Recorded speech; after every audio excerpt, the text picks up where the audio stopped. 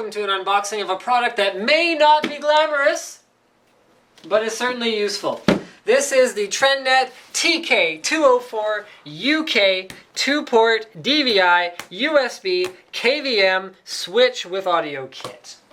Slick bought one because he'd never heard of a KVM kit, believe it. No, I'm just messing with you. Slick's pretty technical. He'd heard of a KVM kit before, or a KVM switch before. I called it a KVM kit. It's not even what it is. It's really late at night, guys. Here we are in the studio, bringing you unboxings of KVMs. So Slick got this one because we have one for our tech tip setup, which has been working really well for us. So the way okay, we're not going to focus too much on this one. We'll focus on this one. But Slick, in his infinite wisdom, managed to find it useful in spite of the fact that he configured it wrong. See, what you're supposed to do is plug this... Okay. No, really, there's a reason that he didn't plug in the KVM's DVI cable and plugged in a separate DVI cable, and I'll explain that as well. So let's actually get started with the unboxing. So you can get KVMs in a wide variety of different configurations, including ones that support 2 computers to be controlled with a single set of peripherals, ones that support 4 computers, even rack mount ones that support many computers operating off a single keyboard and mouse. And then you switch between them according to whichever one you want to control. You can get ones that use VGA and PS2.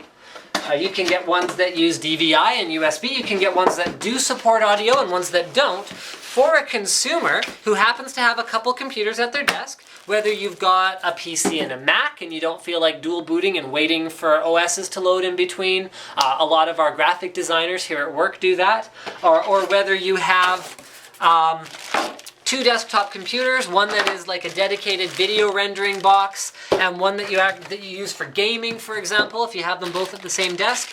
This allows you to, with the touch of a button, switch between which one you want to control and hear at any given moment.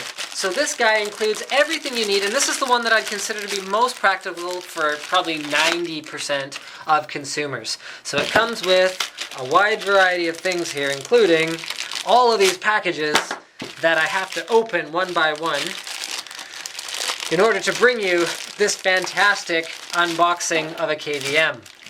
All right, here we go. Power. Okay, so the first thing, the things we don't need. Utility install user's guide. If you really need that, get it off the Trendnet website. Quick installation guide, plug the things into the thing. It's that quick. All right. Here is the TK-204U.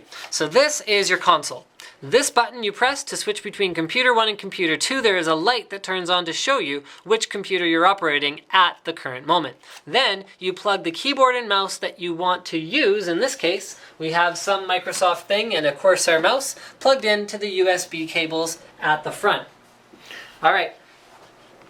Speaking of people who don't know how KVMs work, I actually don't know what this one's for.